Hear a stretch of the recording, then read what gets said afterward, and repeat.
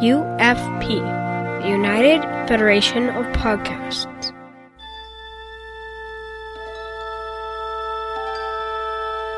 Stand by to receive our transmission.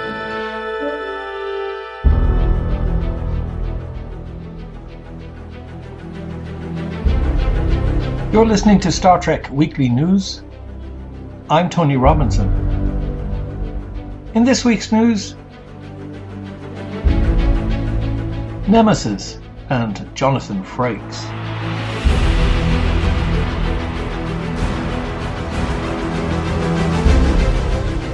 Star Trek beefing up TV.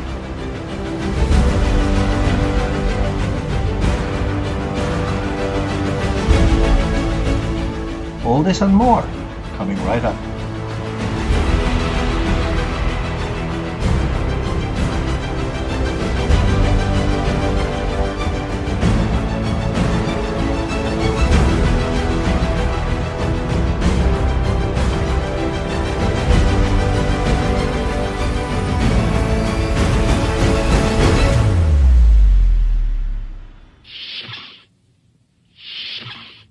Now, you either like Star Trek Nemesis or you don't, but if you don't, it's probably because the director of the movie allegedly didn't do a great job. That director was Stuart Baird, and he again didn't seem to have an interest in Star Trek. He was just there for the money. At least that's so it seems. Could anyone else have done a great job directing the movie? Well, Jonathan Frakes wishes he had directed Nemesis. This story by Jamie Lovett over at Comic Book. Jamie says Jonathan Frakes is a beloved Star Trek actor and director. Gosh, we all know that. He directed 2 Star Trek feature films and now reveals that he wishes he'd directed a third.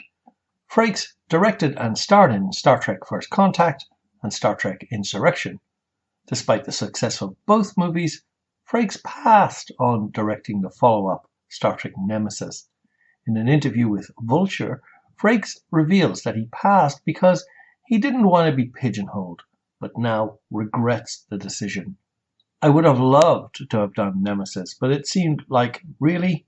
That's all you're going to do? Star Trek movies? Frakes said. It's glib to say now. I wish I had done Nemesis.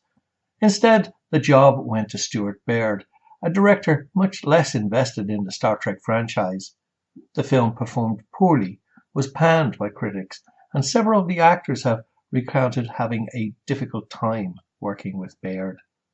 In the interview, Frakes recalls how his next film, Clockstoppers, was a success, but then the pressure began to mount. He directed 2004's Thunderbirds, which performed poorly when released against Spider-Man and Shrek. After that, he was put into what Frakes calls movie jail. Now Frakes has returned to Star Trek. He's directed 3 episodes of Star Trek Discovery, including last week's episode, or when you hear this, a couple of weeks back, New Eden. He's also worked on The Orville, Seth MacFarlane's comedic love letter to Star Trek. Frakes says he's thankful to still be involved with the franchise again.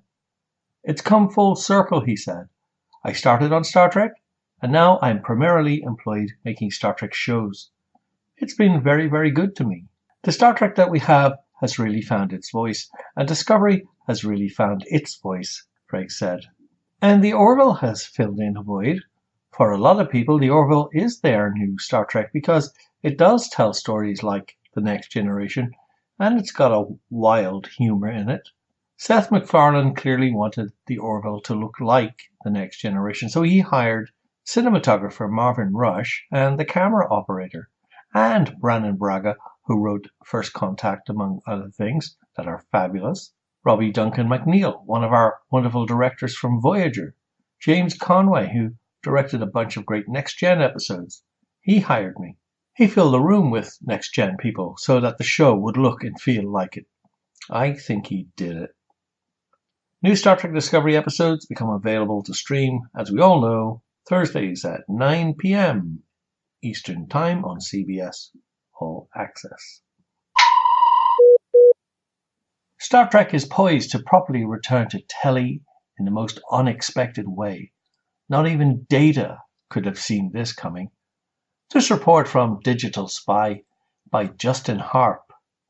Justin says, Star Trek truly is charting a bold new path with a hugely unexpected return to proper telly. The franchise has burst back onto screens at warp speed in recent years with Star Trek Discovery on streaming services CBS All Access and Netflix. And there are also spin-offs in the works for Michelle Yeoh's Captain Philippe Georgiou and Sir Patrick Stewart's Jean-Luc Picard. Yet the project that looks set to bring Star Trek back to proper TV for the first time since Enterprise ended in 2005 will apparently be an animated series for Nickelodeon, according to The Wrap. Trek's telly guru Alex Kurtzman is working with Troll Hunters and Lego Ninjago writers Kevin and Dan Hageman on what is being described as a potential flagship series for Nick. The Hagemans confirmed their involvement on Twitter on Wednesday, that was February 13, teasing a little something we've been working on, or kinda a big thing. Hey boys and girls, better get your moon boots on. Their show will join the recently announced Star Trek Lower Decks, an animated series for CBS All Access aimed at adult audiences from one of the team behind Rick and Morty. The Hageman storyline for their untitled Nick project remains under wraps for now, but Kurtzman did let slip to Comic Book last year that a second animated project was actively in the works. I think you'll find that it is utterly reverent of everything we love about Trek, Kurtzman promised. And so our intention is that actually it will also appeal to older kids too, even though yes, it will traditionally look younger, but no, I think hopefully the age range is somewhere between 8 and 45. There's no timeline of when it will premiere on Nickelodeon. Now, before we leave you this evening, there's some news just in from the Federation News and Weather Service. Earth has been receiving some really crazy weather lately, with a lot of snow and sleet showers around.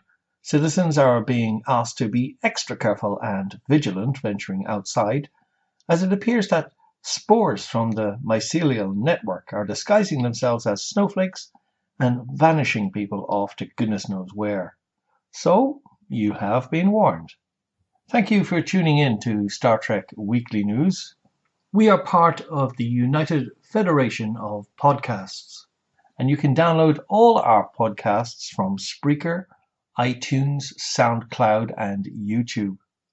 We'd love to hear your comments on the show. You can get to us by sending us an email to contact@ufp.earth.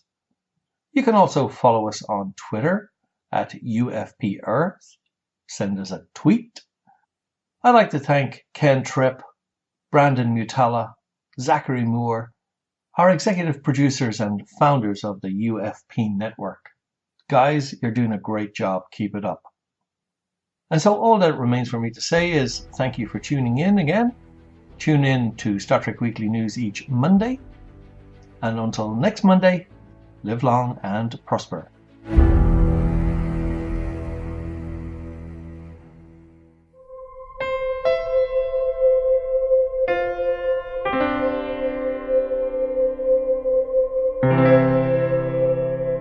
This has been a production of MTMR Media Works.